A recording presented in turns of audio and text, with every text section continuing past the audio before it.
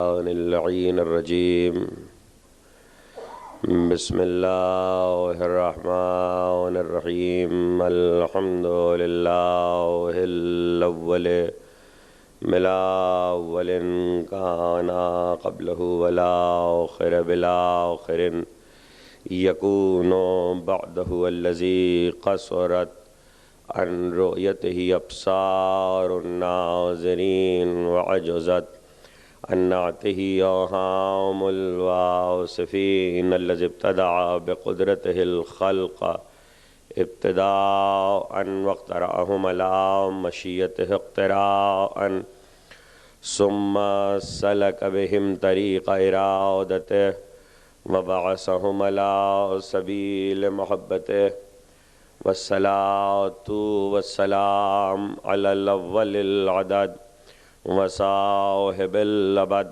أسرته خير الأسر وإترته خير الإتر وشجرته خير الشجر نبتت في حرم بسقت في كرم سيدنا ومولانا أبي القاسم محمد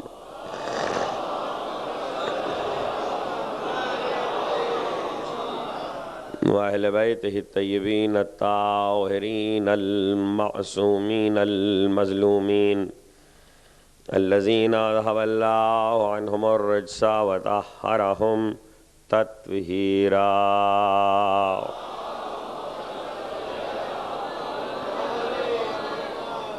لا سيما على الحق الجديد والطلعة الرشيد وغرة الحميد بقية الله في الأرض وحجة الله على الخلق شريك القرآن صاحب العصر والزمان عجل الله تعالى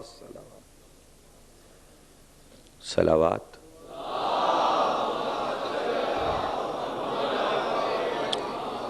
واللعنة الدائمة الباقية على أعدائهم ومنكر فضائلهم وغاصب حقوقهم أجمعين من يوم ظلمهم إلى يوم الدين أما بعد فقد قال الله سبحانه وتعالى في محكم كتابه الحكيم قل إن ربي يقذف بالحق علام الغيوب قل جاء الحق وما يبدئ الباطل وما يعيد صلوات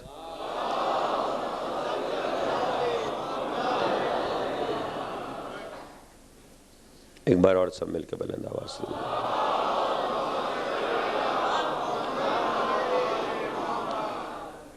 دعاؤں کے سلسلے میں گزارش کی گئی ہے. ایک بھائی نے اپنی والدہ کی علالت کے سلسلے میں علیل ہیں وہ ان کی صحت کے لیے صفدر صاحب کی صحت کے لیے سرفراز صاحب کے لیے فرحان صاحب کی نانی علی حسین صاحب اور جو مومنین علیل ہیں ایک حکیم حسین صاحب انہوں نے اپنی حاجتوں کے قبول ہونے کے لیے اور جو مومنین دعائیں اور تمنائیں رکھتے ہیں ان سب کی قبولیت کے لیے بآواز بلند درود بھیج دیں محمد و آل محمد.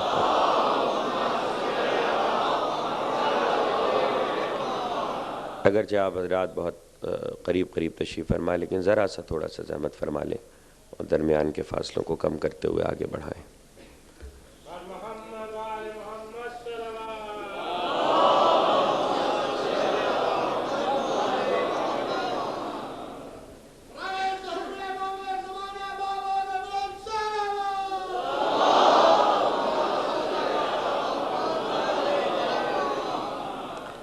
اجرکم اللہ. امام بارگاہ حسینیہ زہرا میں آپ حضرات محرم الحرام 1428 ہجری کے عشرہ ثانی کے سلسلے کی نویں اور آخری تقریر سماعت فرما رہے ہیں بعنوان احقاق حق اور ابطال باطل. عشرہ ختم ہوا ہے، ذکر حسین نہیں. تذکرہ جاری رہے گا، فصل ازا جاری ہے، مجلسیں جاری رہیں گی. کل سے اسی امام بارگاہ میں مولانا مرزا صادق حسن صاحب خطاب فرمائیں گے عشرے میں. ہماری آج کی حد تک آپ سے یہ آخری گفتگو ہے. انشاءاللہ پھر کسی نئے عنوان کے ساتھ 11 سفر سے عشرہ اربعین میں آپ سے ملاقات رہے گی بتوفیق الہی، بتائید محمد و آل محمد۔ احقاق حق اور ابطال باطل کے عنوان پر ہم مسلسل گفتگو کر رہے تھے، اور ہم نے اپنے اس عنوان کا آغاز کیا تھا ادراک حق کی منزلوں سے، اور یہ بتاتے ہوئے کہ ادراک حق کے بعد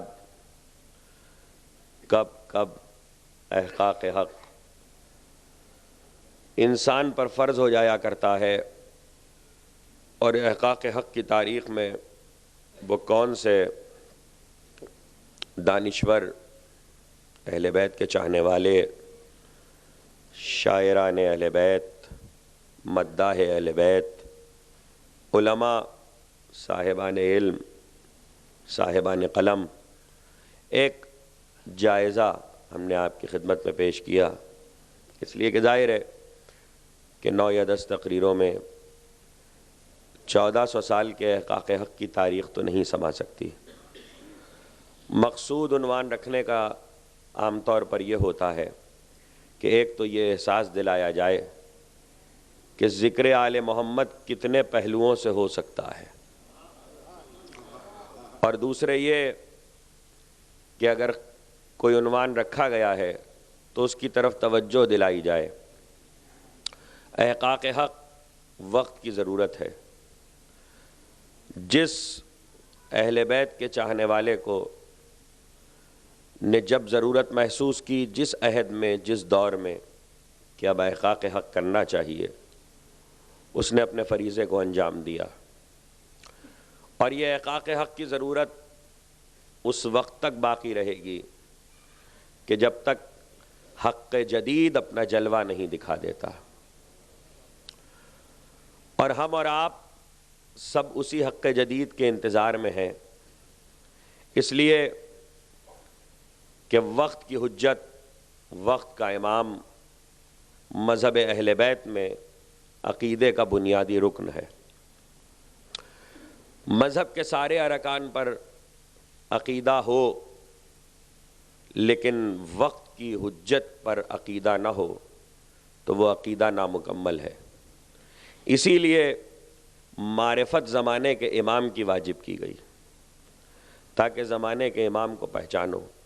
اب یہ الگ بات ہے کہ کچھ وقت ایسا بھی رہا آل محمد کے چاہنے والوں پر کہ جب معصوم کی تاکید ہی کے مطابق یہ مشکل تھا کہ تذکرہ کرتے، بیان کرتے، بتاتے کہ ہمارے وقت کا امام کون ہے، کیا ہے، کہاں ہے۔ آج بھی ہم بہت سی باتیں بعض مصلحتوں کی بنا پر، بعض حکمتوں کی بنا پر نہیں بتا سکتے۔ بعض باتوں کے بارے میں تو خاص طور پر منع کیا گیا ہے، بعض باتوں کا علم ہی نہیں دیا گیا، لیکن یہ طے ہے کہ وجود الہی پر، دیکھیے چونکہ گفتگو حق پر ہوتی ہوئی آئی ہے، اور حق پروردگار کی طرف سے آیا کرتا ہے، تو ایسا نہیں ہو سکتا کہ زمانہ حق سے خالی ہو، ایسا نہیں ہو سکتا کہ خدا کی طرف سے کوئی حق موجود نہ ہو۔ خدا کی طرف سے جس دور میں جو حق موجود ہوتا ہے اسی کو حجت کہتے ہیں، اور حجت اس لیے کہا جاتا ہے کہ حجت کے عام معنی دلیل کے ہیں، بالکل عام سے معنی دلیل کے ہیں۔ اردو زبان میں یہ لفظ بعض جگہوں پر کج بحثی کے لیے بھی استعمال ہوتا ہے، خامخواہ کیوں حجت کر رہے ہو، یہاں کج بحثی کے لیے استعمال ہوا ہے۔ لیکن دین میں جب یہ لفظ آتا ہے، بہت سے الفاظ ایسے ہیں جو آپ کی اور ہماری زبان میں عام طور پر بعض معنی میں استعمال ہوتے ہیں، لیکن جب وہ مطلق آئیں، یہ کیا ہے؟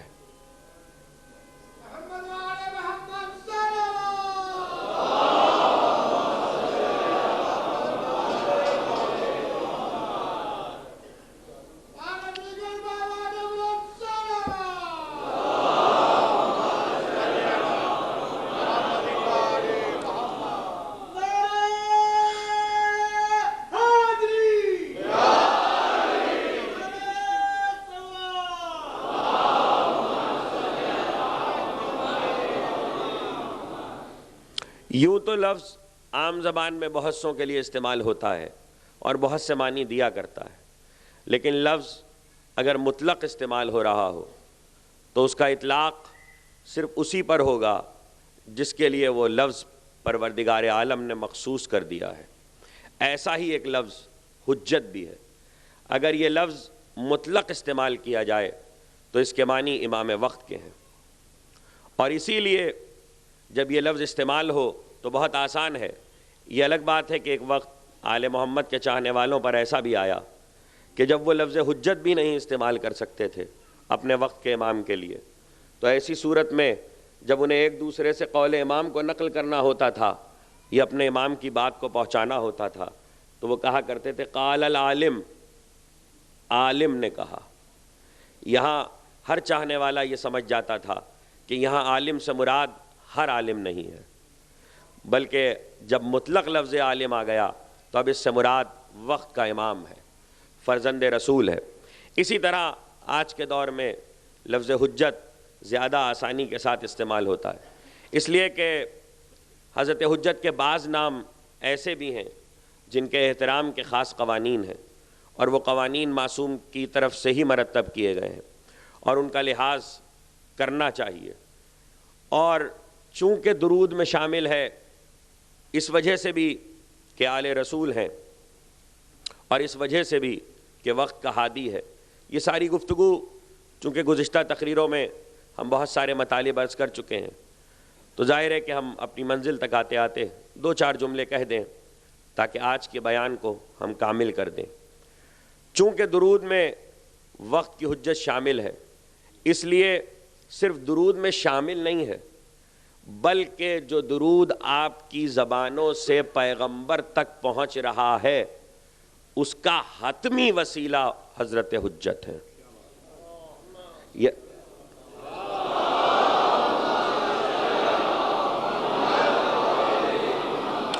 یعنی حضرت حجت کو درمیان سے ہٹا کر وہ درود پیغمبر تک نہیں پہنچایا جا سکتا۔ یہ الگ بات ہے کہ اس سلسلے میں بہت سی اور دلیلیں بھی ہیں، لیکن اگر کبھی درود پر گفتگو ہوئی تو انشاءاللہ عرض کریں گے بتوفیق الہی بتائید محمد و آل محمد۔ قرآن مجید میں یہ لفظ دلیل کے لیے استعمال ہوا ہے، اور ایسی جگہ پر استعمال ہوا ہے کہ جہاں پروردگار عالم نے اپنی ہی بیان کی ہوئی دلیل کے لیے اس لفظ کو استعمال کیا ہے، لیکن وہ زبانی اور کلامی دلیل نہیں تھی بلکہ وہ عملی دلیل ہے جس کے لیے قرآن میں یہ لفظ استعمال ہوا ہے۔ ذرا سا میں اس لفظ کا تعارف کرا دوں، اور قرآن مجید میں وہ موقع کل میں روایت پیش کر رہا تھا آپ کی خدمت میں، علی ابن محمد ابن جہم فرزند رسول حضرت ابو الحسن علی ابن موسیٰ رضا علیہ السلام کے سامنے جب گفتگو کرتا ہے تو کہتا ہے کہ انبیاء کی خطاؤں پر قرآن بات کر رہا ہے۔ اسی میں اس نے ایک جملہ یہ بھی کہا تھا کہ فرزند رسول قرآن یہ بھی کہتا ہے کہ حضرت ابراہیم نے 3 بار شرک کیا۔ آپ نے فرمایا ویحک یا ابن جہم، کیسی بات کرتا ہے، اللہ کا خلیل اور 3 بار شرک کرے گا؟ اللہ کا خلیل وحدانیت کو منوانے کے لیے آیا ہے، پروردگار کا خلیل ابراہیم توحید کا پیغام لے کر آئے ہیں، یہ کیوں کر ممکن ہے کہ وہ 3 بار شرک کرے؟ کہا قرآن تو خود کہتا ہے کہ ابراہیم نے فلما راى القمر بازغا فلما جن علیہ اللیل راى کوكبا، جب رات چھا گئی اور ستارہ نمودار ہوا، قالا ھذا ربی، ابراہیم نے کہا یہ ہے میرا پروردگار۔ تو جب کہہ ہی دیا پروردگار تو اس کے معنی خدا کی جگہ ستارے کو پروردگار مانا۔ کہا اور آگے پڑھ، کہا آگے قرآن کہتا ہے فلما راى القمر بازغا، جب چاند نمودار ہوا ستارے کے بعد تو کہا ھذا ربی، یہ ہے میرا پروردگار۔ اور اس کے بعد جب سورج کو دیکھا تو کہا کہ ھذا ربی ھذا اکبر، یہ بہت بڑا ہے، یہ ہے میرا پروردگار۔ اور 3 مقامات پر قرآن مجید نے یہ کہا کہ اللہ کے خلیل نے ستارے کو بھی خدا کہا، چاند کو بھی خدا کہا، اور سورج کو بھی خدا کہا، زبان سے کہا۔ اور قرآن مجید نے زبان کے اس قول کو نقل کیا کہ ابراہیم نے کہا۔ بھئی یہی منزل ایسی ہے کہ جہاں لوگ دھوکہ کھا جاتے ہیں۔ جو لوگ کہا تک رہتے ہیں وہ ایمان کی حقیقت تک نہیں پہنچتے۔ اس لیے کہ ایمان کی حقیقت کہے پہ نہیں ہوتی، سمجھے میں ہوتی ہے۔ ایمان کی حقیقت فہم میں ہوتی ہے۔ زبان کے کہے تک محدود رہنے والے حقیقت ایمان کو نہیں پایا کرتے۔ تو جب کہے کے معاملے پر لوگ ابراہیم جیسے کہ ایمان کو تسلیم نہ کریں تو آپ کو کیا پریشانی ہے کہ خلیل خدا پہ شرک کا الزام آ جائے؟ تو پھر کیا پریشانی ہے کہ تاریخ بعد میں آپ کے لیے یا اور بہت سوں کے لیے کہے کے مسئلے پر یہ بات اختیار کرے، اس قول کو اختیار کرے کہ ارے صاحب ایمان نہیں ہے، لیکن یہاں پر قرآن نے یہ بات کو بڑی وضاحت کے ساتھ اپنے دامن میں جگہ اس لیے دی تاکہ قرآن بتائے کہ آگے دیکھو کہ کیا بات ہوئی۔ آپ کے امام نے کہا ابن جہم 13 برس تک ابراہیم نے سورج نہیں دیکھا، توجہ کیجئے گا، 13 برس تک ابراہیم نے آسمان نہیں دیکھا۔ ابراہیم غار میں پیدا ہوئے تھے، اور جس وقت ابراہیم پیدا ہوئے تو ان کے والد کا انتقال ان کی پیدائش سے پہلے ہو چکا تھا۔ جس طرح فرعون کے زمانے میں کاہن خبر دے چکے تھے کہ ایک آئے گا جو تیرے تخت کو تاراج کرے گا، اسی طرح سے نمرود کے دور میں کاہن خبر دے چکے تھے ایک آئے گا جو تیری سلطنت کو برباد کرے گا۔ نمرود نے بچوں کو قتل کرانا شروع کر دیا تھا۔ ان کی ماں پہ جب پیدائش کا وقت آیا تو انہوں نے غار میں چلی گئیں اور غار میں ہی رہیں، اور جب ابراہیم پیدا ہو گئے تو اس غار میں ہی رکھا، غذا دینے کے لیے جاتی تھیں اور واپس آ جاتی تھیں۔ 13 سال تک ابراہیم نے آسمان نہیں دیکھا پیدا ہونے کے بعد۔ 13 برس کے جب ہوئے اور ابراہیم باہر نکلے تو شام کا وقت تھا، توجہ کیجئے گا، شام کا وقت تھا، اور ایسے میں ابراہیم کے سامنے وہ قوم سب سے پہلے پالا پڑا جو ستارہ پرست تھی، جو ستارے کو اپنا خدا کہتے تھے۔ لفظ حجت کے معنی بتا رہا ہوں تو اتنی تفصیل کرنا پڑ رہی ہے۔ کہا کہ جو ستارہ پرست قوم تھی اس قوم سے پالا پڑا۔ ابراہیم نے اس قوم کو دیکھا، ستارے کو دیکھا، ھذا ربی، یہ ہے میرا پروردگار۔ امام نے کہا اے ابن جہم ذرا ابراہیم کے قول کے لہجے کو تو سمجھ، ھذا ربی، یہ ہے میرا پروردگار۔ معلوم یہ ہوا، توجہ، معلوم یہ ہوا کہ کسی بھی انسان کے جملے میں، اور اگر وہ انسان خدا کا بھیجا ہوا ہو، معصوم ہو، تو اس انسان کے جملے میں صرف لفظ اہم نہیں ہوتے، لہجہ بھی اہم ہوتا ہے۔ لہجہ بھی اہم ہوتا ہے، بغیر لہجے کے کوئی معنی کو پرکھ نہیں سکتا۔ تو جب ایک انسان کے لفظوں کے معنی بغیر لہجے کے نہیں کھلتے تو خدا کی کتاب کے لفظوں کے معنی بغیر لہجے کے کیسے کھلیں گے؟ اس کے معنی یہ ہے کہ ہر آیت کے ساتھ لہجہ ڈھونڈنا پڑے گا۔ اللہ جو آیت اتارے لہجہ تلاش کرو، اور اللہ سوائے علی کے کسی کے لہجے میں بات نہیں کرتا۔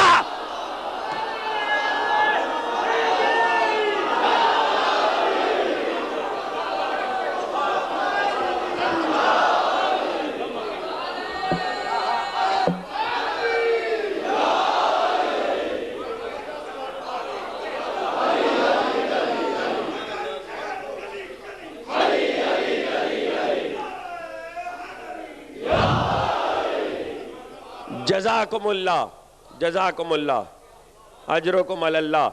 کہا لہجہ تو دیکھ، ھذا ربی، یہ ہے میرا پروردگار۔ اور پھر جب چاند طلوع ہوا تو اس وقت ابراہیم ایسی قوم کے سامنے سے گزر رہے تھے جو چاند کو خدا کہتی تھی، تو اس قوم کو دیکھا، چاند کو دیکھا، ھذا ربی، ھذا ربی۔ ارے اس کی جگہ ایک اور جملہ قرآن نے اس کے ساتھ رکھا ہے، ستارے کو دیکھا، ھذا ربی، فلما فلا قال انی لا احب الآفلین۔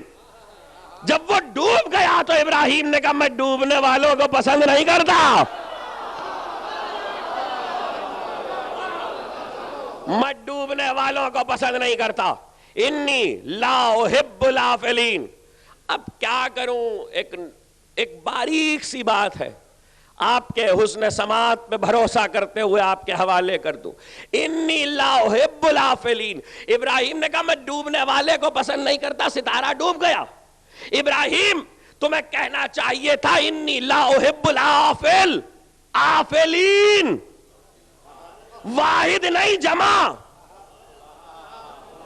واحد نہیں جمع، اور عربی کا جمع اس لیے کہ دنیا کی واحد زبان ہے کہ جس میں واحد تثنیہ یعنی دو اور پھر جمع، جمع کا اطلاق 3 سے کم پہ ہوتا ہی نہیں۔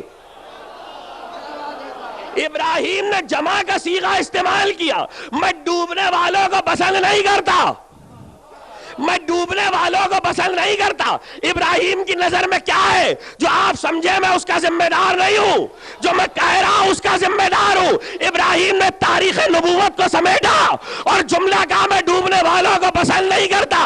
ایک نوح کے سفینے کے مقابل پہاڑ پہ چڑھ کے ڈوبا تھا تو ایک ہوا، ایک ستارہ ڈوبا اور ایک موسیٰ کے پیچھے آتے ہوئے دریا میں ڈوبا۔ میں ڈوبنے والوں کو پسند نہیں کرتا۔ اور جب چاند دیکھا کہا ھذا ربی، یہ ہے میرا پروردگار، یہ ہے میرا پروردگار۔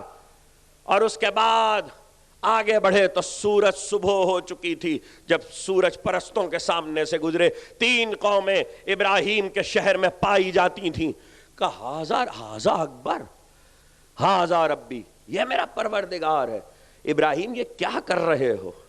کہ تمہیں کیا معلوم میں کیا دیکھ رہا ہوں؟ میں صرف ان ستارہ پرست، چاند پرست اور سورج پرستوں کو یہ نہیں بتا رہا ہوں کہ یہ خدا نہیں ہو سکتے، انہیں تو بتا رہا ہوں۔ اور اللہ میرے کلام کو اپنی کتاب میں محفوظ کر رہا ہے اس لیے کہ آنے والے وقت کے لیے دلیل قائم ہو جائے، حجت بن جائے۔ ابراہیم کیوں یہ ستارہ خدا نہیں ہو سکتا؟ ہونے دو نا خدائی سے، کوئی بندگی کر رہا ہے۔ یہ چاند کیوں خدا نہیں ہو سکتا؟ یہ سورج کیوں خدا نہیں ہو سکتا؟ ابراہیم کہیں گے میری نگاہ نبوت کی نگاہ، یہ ستارہ، یہ چاند، یہ سورج کیسے خدا ہو سکتا ہے؟ اس ستارے کو میں کسی کی چوکھٹ پہ اترتے دیکھ رہا ہوں، اس چاند کو میں 2 ٹکڑے ہوتے دیکھ رہا ہوں، اس سورج کو کسی کے اشارے پہ پلٹتے دیکھ رہا ہوں۔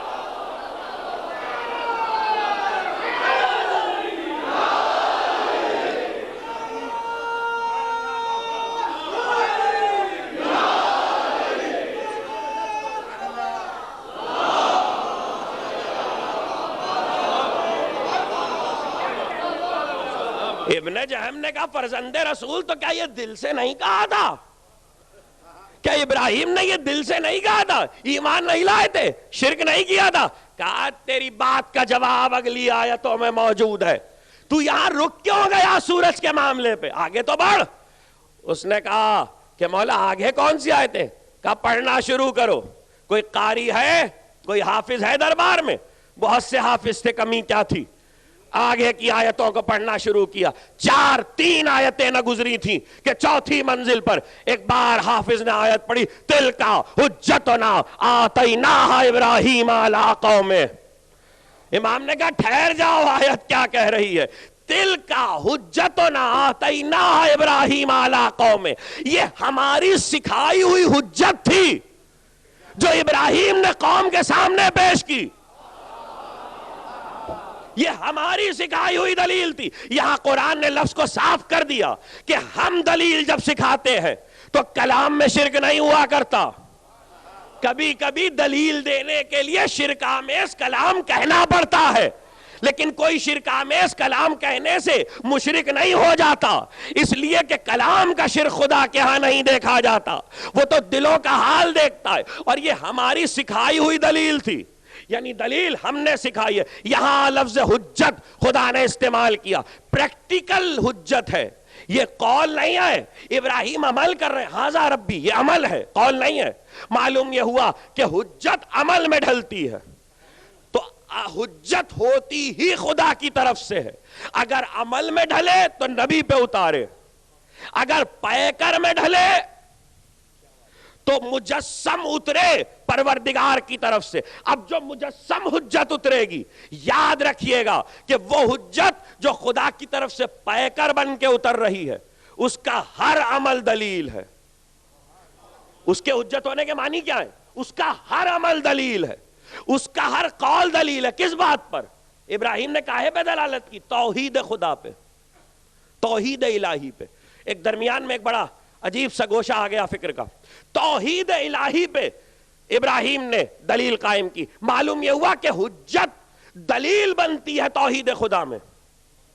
اور جس کو جب قول کی حجت کا یہ عالم ہو, جب فعلی حجت کا یہ عالم ہو, تو جو مجسم حجت ہے وہ خدا پہ کیسے دلیل بنے؟ نہیں, وہ اپنے وجود میں وجود الہی پہ دلیل ہے. یعنی اگر ساری دلیلیں ہٹا بھی دی جائیں, صرف جملہ کہہ کے جا رہا ہوں, کبھی مجھ سے مطالبہ کر لیجئے گا تو شرح کر دوں گا, بتوفیق الہی بتائی دے محمد و آل محمد. اگر وجود الہی پر ساری دلیلیں نکال بھی دی جائیں اور کوئی تسلیم نہ کرے, تو ایک دلیل ایسی ہے کائنات میں جو خدا کے وجود کے لیے کافی ہے. اگر ساری دلیلیں ختم ہو جائیں, آ جائیے ساجد جعفری صاحب, آ جائیے, صلوات بھیجیں محمد و آل محمد.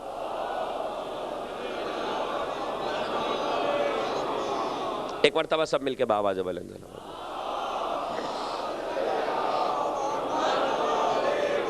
اگر ساری دلیلیں بیکار ہو جائیں تب بھی ایک دلیل وجود خدا پر ایسی ہے کہ جو بہت ہے, کافی ہے, کسی دلیل کی ضرورت نہیں ہے. دیکھیے, انسان قربانی کی منزل پر, جب بھی قربانی کی منزل پہ کوئی بھی انسان آئے گا, اپنی کسی بھی چیز میں ایثار کرے گا, سخاوت کرے گا, تو ہمیشہ بڑی چیز کو بچایا جاتا ہے, چھوٹی کو لٹایا جاتا ہے. جس کا اسٹیٹس زیادہ ہوتا ہے اسے بچایا جاتا ہے, جس کا اسٹیٹس کم ہوتا ہے اسے لٹایا جاتا ہے, اسے قربان کیا جاتا ہے. اور یہ درجہ بدرجہ بڑھتا ہے, اس میں تدریج پائی جاتی ہے. یعنی اب جیسے جیسے چھوٹی چھوٹی چیز, ایک پہلے چھوٹی چیز, اس کے بعد اگر اس سے بھی ایثار مکمل نہ ہوا تو اس سے بڑی چیز, لیکن جو بڑی ہے اسے بچایا جائے گا. جو اس کے نیچے کی چیزیں ہیں, جو اس سے کم اسٹیٹس والی ہیں, کم حیثیت والی ہیں, انہیں لٹایا جائے. کائنات میں توجہ کیجئے گا, میں فضائل میں جملہ کہہ رہا ہوں, کائنات کے چنے ہوئے 71 لوگوں نے قربانی دی تھی حسین کو بچانے کے لیے. کائنات کے چنے ہوئے 71 لوگوں نے قربانی دی تھی حسین کو بچانے کے لیے. لیکن اس کے بعد حسین نے بھی سجدے میں قربانی دی. کس کے لیے؟ اگر وجود خدا پہ کوئی دلیل نہ ملے تو اکیلا حسین کافی ہے.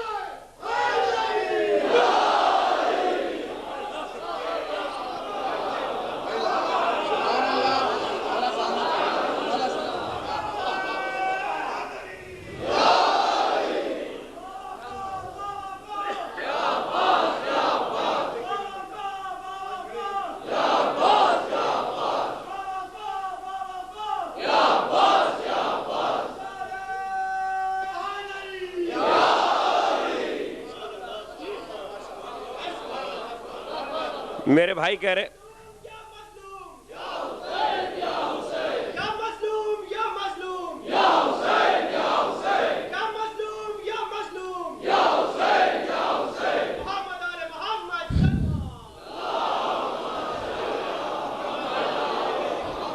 میرے بھائی کہہ رہے ہیں کہ آج گھڑی نہیں دیکھیے گا. میں تو کبھی بھی گھڑی نہیں دیکھتا, گھڑی تو خود بخود میرے سامنے آتی ہے. یہ وقت پہ حجت ہے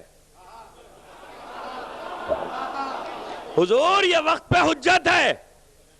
ہائے ہائے, جملہ لے جائیے, اردو کا جملہ کہہ رہا ہوں, وقت پہ بھی 12 کے سوا حجتیں نہ ملی.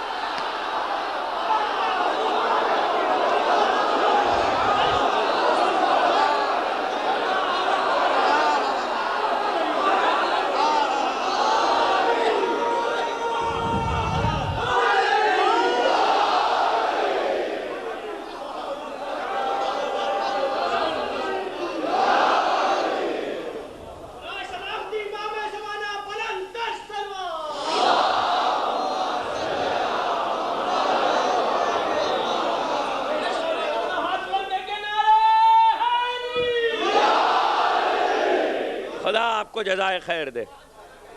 وقت پہ بھی 12 کے سوا حجتیں نہ ملی. 12 ہی تو حجت ہیں. جس کے لیے حجت بن جائیں؟ خدا کے لیے، اس لیے کہ ان سے بڑا کوئی نہیں ہے، تو وہ اپنی ذات سے بڑی ذات کے لیے حجت، دلیل، اور ایسی دلیل کہ آپ ساری دلیلیں ٹھکرا سکتے ہیں۔ حسین اکیلا کافی ہے، حسین اکیلا کافی ہے، اور ایسی ہی دلیل کو اللہ نے اسی ٹکر کی دلیل کو بچا کے رکھا ہوا ہے۔ اپنے وجود پہ دلیل رکھی ہوئی ہے خدا نے۔ ہاں ہاں ہاں ہاں، پھر ایک نیا موضوع شروع ہو جائے گا۔ اللہ نے میرے امام کو پردے میں رکھ کے تمہاری نجات کا سامان نہیں رکھا ہوا ہے، مومنوں کے ایمان کی سبیل نہیں رکھی ہوئی ہے، اپنے وجود کی حجت رکھی ہوئی ہے،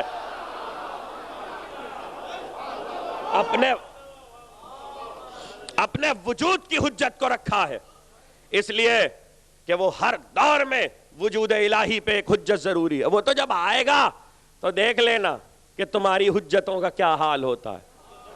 ابھی کر لو جتنی حجتیں کرنا ہے، ذوالفقار کھچنے کے بعد کسی کی حجت کام نہیں آئے گی۔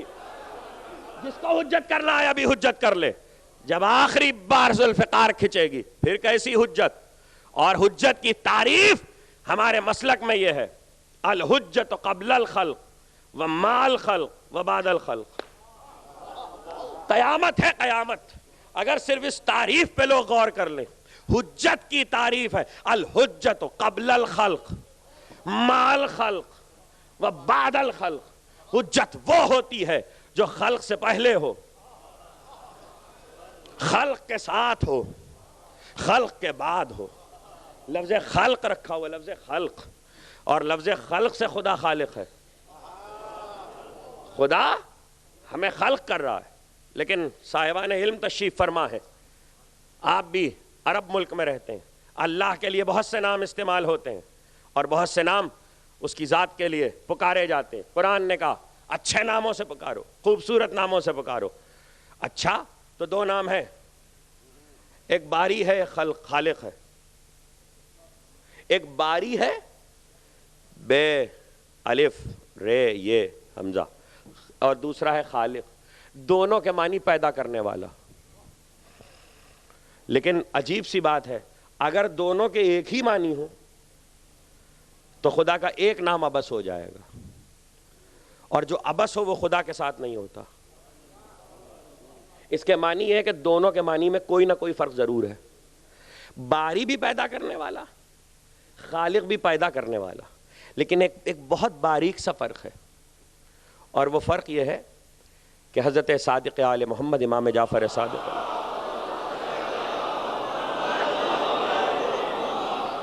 ایک دہریے نے آ کر کہا، طلبہ ہیں تو ان میں ایک دہریہ بھی آ کر علم حاصل کرتے ہیں۔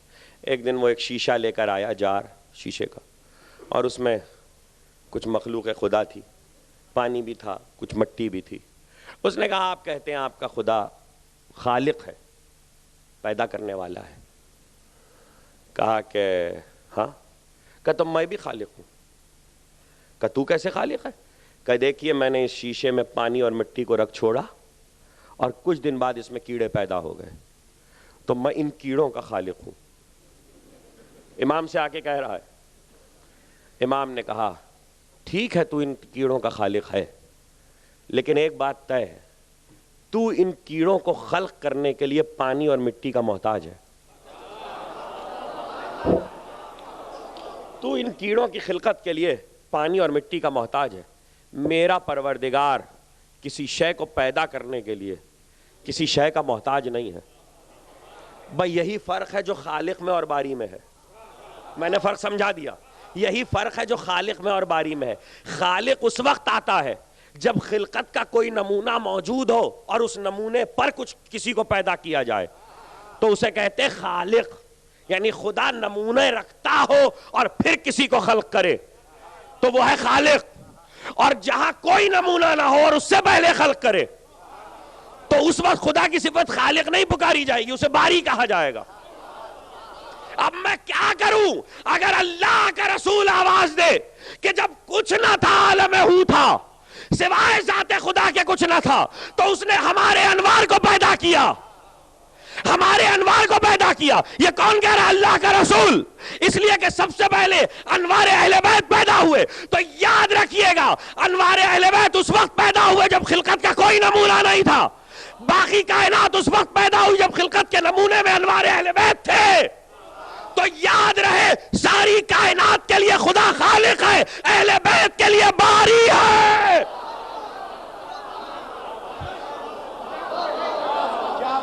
ہر ایک کے لیے باری نہیں ہے، وہ آل محمد کے لیے باری ہے. اس لیے کہ اس وقت کوئی نمونہ نہیں تھا اور اس وقت پروردگار نے انہیں، اب جملہ پھر پڑھتا ہوں، الحجت قبل الخلق. یہی تو کہا ہے تعریف میں کہ خلق سے پہلے ہو اور خلق آل محمد کے بعد ہے. تو جو خلق سے پہلے ہے وہ حجت ہے. اسی لیے چونکہ خلق سے پہلے تھے اس لیے حجت قرار دی گئی. مال خلق و بعد الخلق. مال خلق ذرا مشکل ہے، بعد الخلق بھی اتنا مشکل نہیں ہے. مال خلق سمجھنا بہت مشکل ہے، اس لیے اسے ذرا بعد میں سمجھاؤں گا. بعد الخلق، خلق کے بعد ہو. اب یہ کیسے پتہ چلے خلق کے بعد؟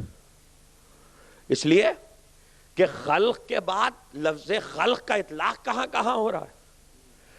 جس پر ہو رہا ہے، جو مخلوق خدا ہے اس کے بعد حجت ہونی چاہیے. یعنی مخلوق خدا بارگاہ الہی میں لوٹ جائے، خلق کی بساط لپیٹ دی جائے، حجت ہے. حجت کو ہونا ہے، یہی حجت کی تعریف ہے. امیر المومنین علی ابن ابی طالب علیہ السلام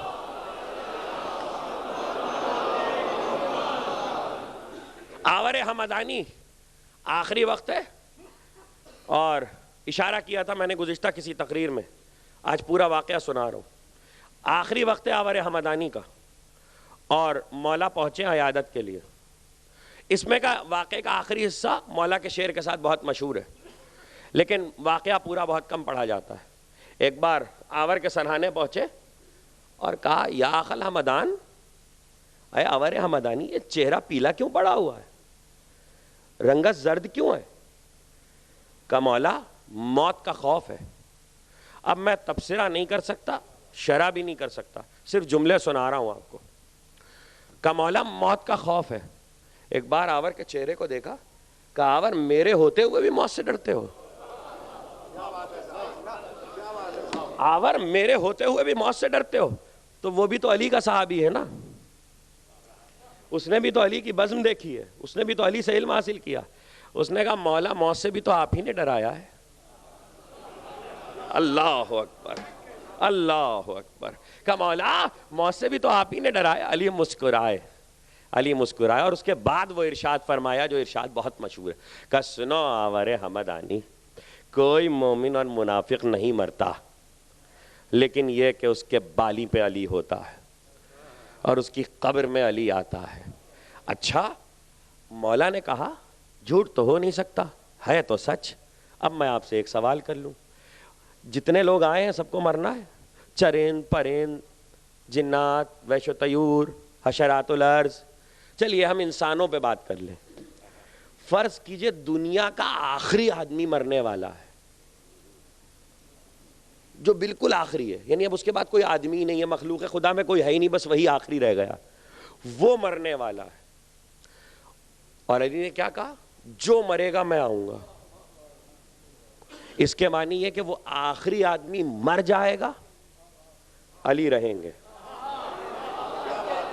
کچھ کہہ رہا ہوں، کچھ کہہ رہا ہوں، یہ میں نے یوں ہی نہیں کہہ دیا. وہ آخری آدمی مر جائے گا، علی رہیں گے. الحجت بعد الخلق.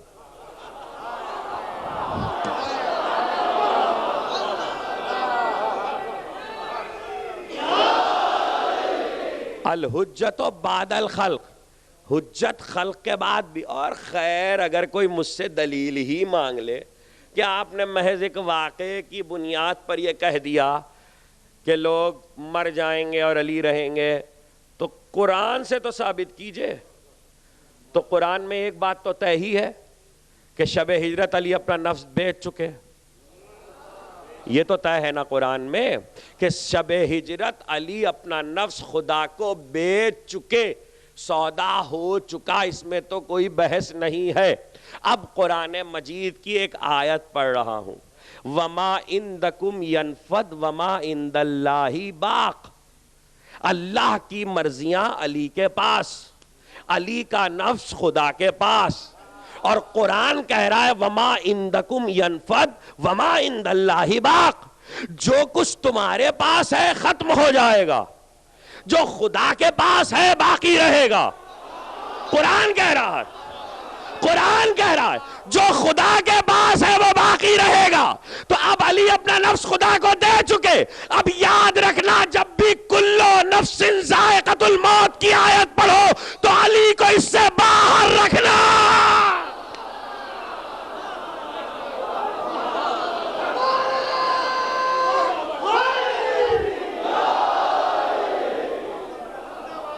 نفس علی خدا کو جا چکا.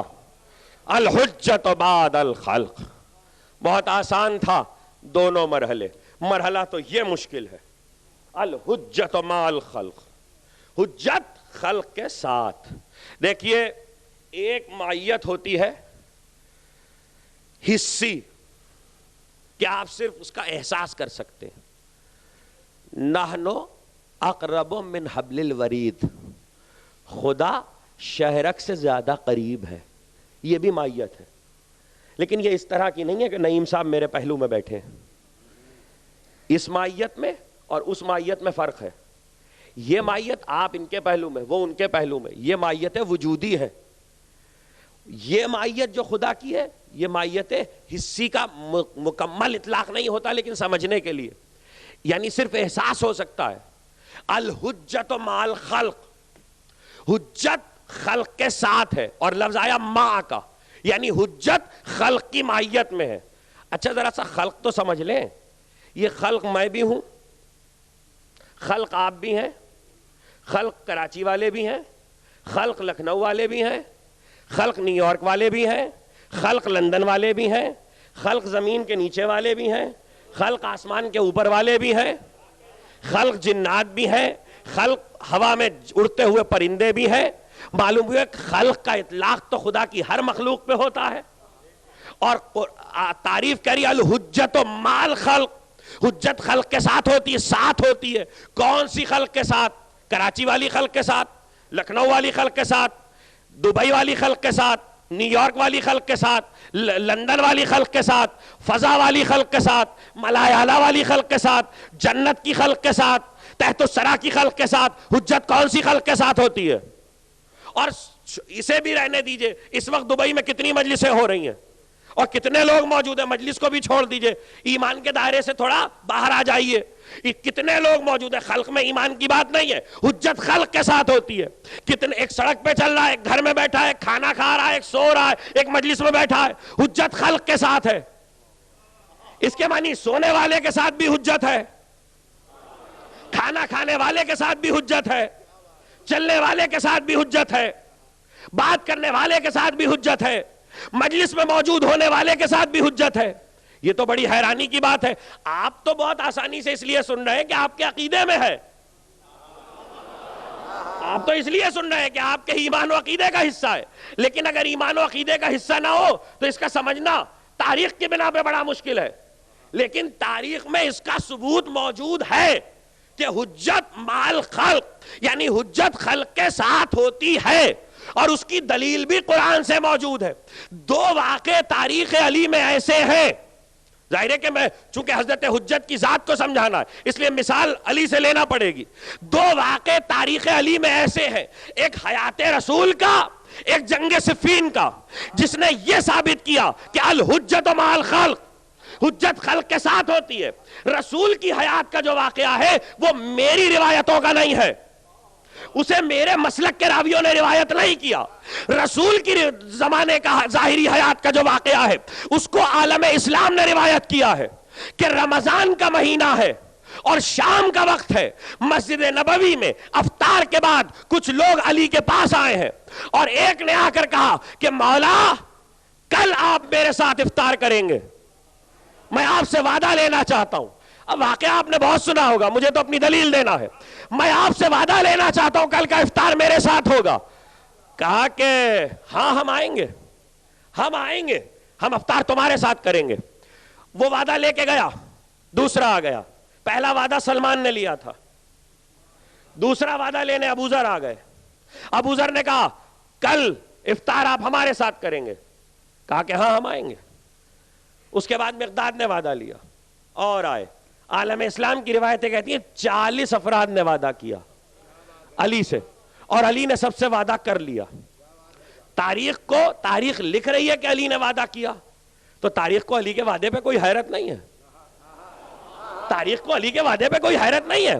تاریخ نے نہیں کہا کہ علی نے وعدہ کیا تو علی کیسے جا سکتے تھے, تاریخ نے لکھ دیا وعدہ. دوسرے دن یہ ہوا کہ جب افطار کا وقت گزرا تو مسجد نبوی میں سلمان داخل ہوئے. کیا کہنے, آج تو ابو الحسن نے ہمارے ساتھ ہمارے گھر افطار کیا. ایسے میں ابو ذر دوسرے دروازے سے داخل ہوئے. سلمان کیا کہتے ہو؟ ابو الحسن نے میرے ساتھ افطار کیا ہے. توجہ کیجئے گا, واقعہ آپ نے بہت سے سنا ہوگا, میں جس طرح سنا رہا ہوں میں اس کا ذمہ دار ہوں. ایک بار مقداد داخل ہوئے. کہ کیا بات ہے بھائی, آپ لوگ کس بات پہ فخر کر رہے ہیں؟ کہ فخر اس پہ کر رہے ہیں کہ علی نے ہمارے ساتھ افطار کیا. کہ علی نے تو میرے ساتھ افطار کیا ہے. اب یہ 3 آئے ہیں اور ایک کے بعد ایک, یہاں تک کہ 40 اکٹھے ہو گئے جنہوں نے بلایا تھا, اور یہ کہتے ہوئے آئے تم جھوٹے ہو, تم جھوٹے ہو, علی نے ہمارے ساتھ افطار کیا. وہ کہہ رہے تم جھوٹے ہو, علی نے ہمارے ساتھ افطار کیا. ایسے میں ایک بار جب مسجد میں شور بڑھا تو اللہ کا رسول حجرے سے برآمد ہوا. کہ بھائی کس بات پہ بحث ہو رہی ہے, یہ جھگڑا کاہے کا ہے, یہ مناقشہ کیسا ہے؟ کہا کہ علی نے ہمارے ساتھ افطار کیا, یہ کہہ رہے ہمارے ساتھ افطار کیا, یہ کہہ رہے ہمارے ساتھ افطار کیا. تو ایک بار رسول نے کہا دیکھو میں یہ تو نہیں کہتا کہ تم سب جھوٹے ہو, لیکن افطار تو علی نے میرے ساتھ کیا.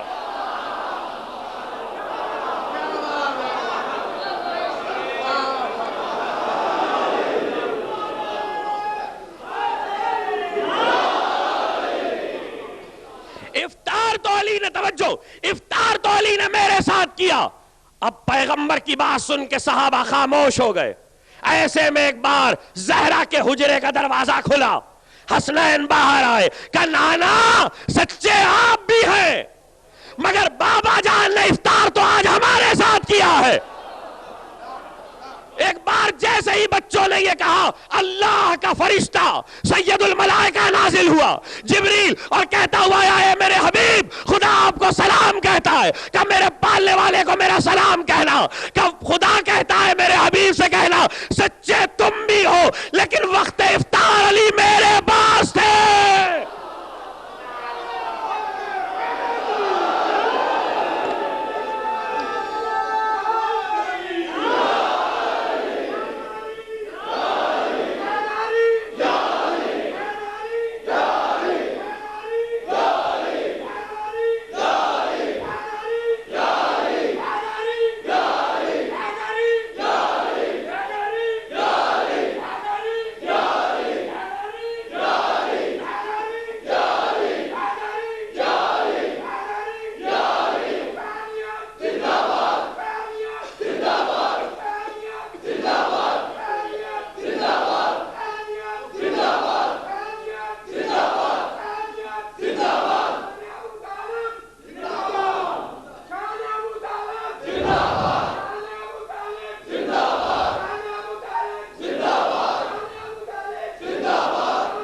جزاک اللہ, جزاک اللہ.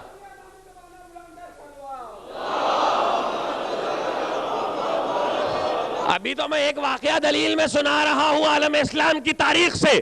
وقت افطار علی میرے پاس تھے. کراچی میں آج سے 4 برس پہلے واقعہ پڑھ رہا تھا 21 رمضان کو, تو میں نے ایک جملہ کہا تھا, وہ جملہ اپنی ہی تقریر سے مستعار لے کر دہرا رہا ہوں. یہ واقعہ پڑھتے ہوئے ایک جملہ کہا تھا, جہاں ہم نے ایسی بات کی تاریخ نے آگے بڑھ کر کہا دیکھا غلو کر دیا, دیکھا توحید گئی, علی کو اللہ بنا دیا, علی کو اللہ کے برابر لے آئے, اس لیے کہ اللہ بھی ہر جگہ, علی بھی ہر جگہ. حضور آپ نے ہماری احتیاط روایت نہیں دیکھی. پیغمبر نے کہا علی نے میرے ساتھ افطار کیا, صحابہ نے کہا میرے ساتھ افطار کیا, حسنین نے کہا میرے ساتھ افطار کیا. اللہ نے جبریل سے کہلوایا, کہنا علی میرے پاس تھے. روایت میں ایک بڑا فرق ہے, اللہ نے علی کی فضیلت بتانے کے لیے افطار افطار کا وقت متعین کیا تاکہ دنیا کو بتائے کہ میرے پاس اور 40 جگہ ہو کر بھی علی کھاتا ہے، میں کھاتا نہیں ہوں۔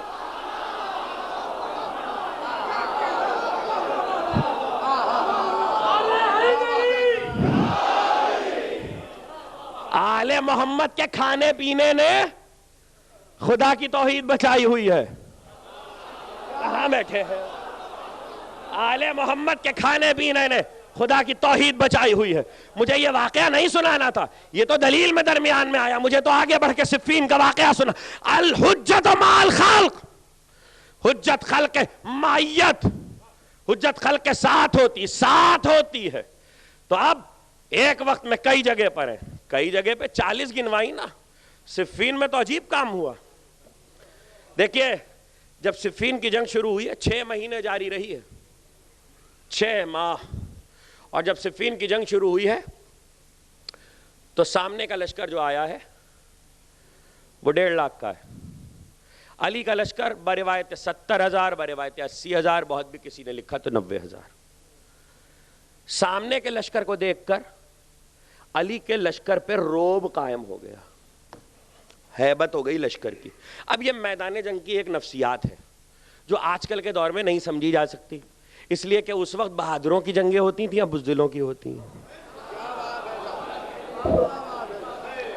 دیکھیے وہ جنگ آمنے سامنے ہوتی تھی، اب تو چھپ چھپ کے وار ہوتا ہے۔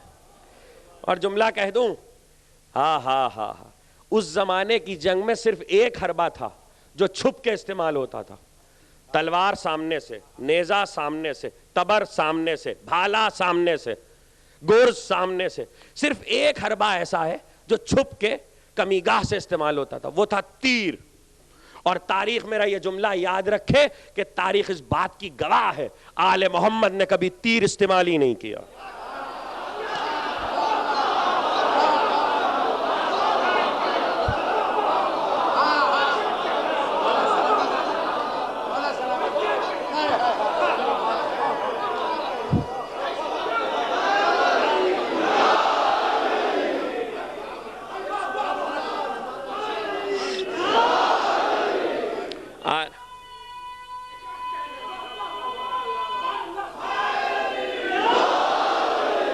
آل محمد نے کبھی تیر استعمال نہیں کیا، اس لیے کہ تیر بزدلوں کا ہتھیار ہے، تیر ہمیشہ بزدل چلایا کرتے ہیں۔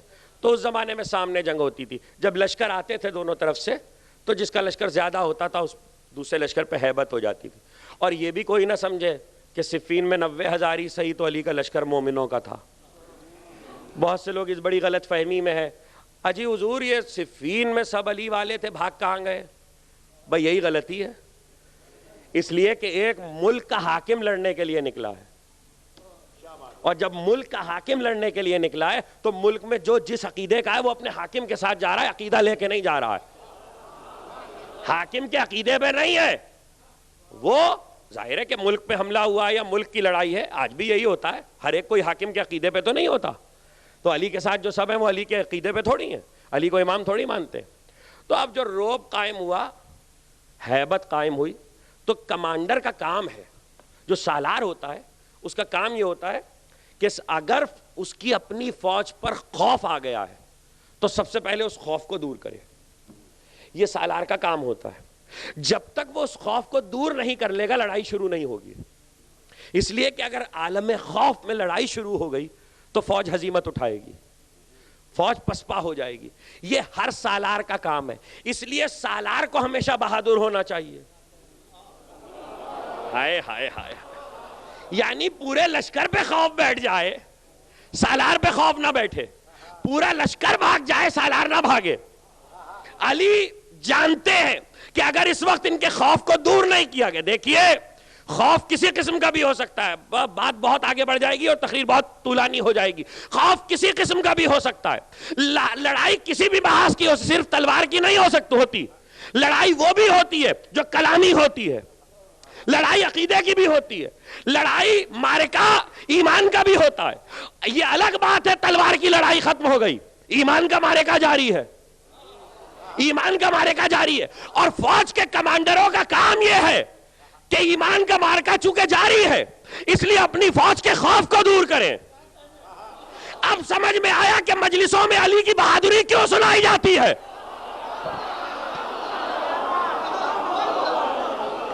تاکہ فوج کے کمانڈر اپنی فوج کی کے خوف کو دور کرتے رہیں اور کسی موقع پر اس فوج پر ہیبت نہ طاری ہونے پائے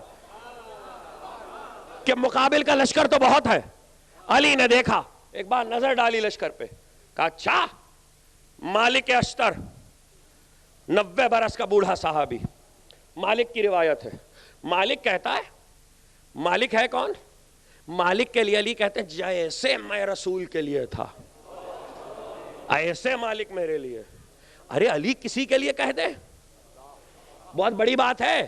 بس کافی ہے مالک کی حیات کے لیے ایک جملہ، پوری زندگی کا اعزاز جو علی نے اسے دیا ہے یہ ایک جملے میں بہت ہے. جیسے میں رسول کے لیے تھا ویسے مالک میرے لیے. وہ مالک جو قدم بقدم ساتھ ہے، وہ مالک جو امامت کے مزاج کو سمجھا ہوا ہے، وہ مالک جو ولایت کے رازوں سے واقف ہے، وہ مالک جو علی کی جنگی حکمتوں کو جانتا ہے. اب یہ سب جملے کسی مقصد کے لیے کہہ رہا ہوں. وہ مالک کہتا ہے کہ ایک بار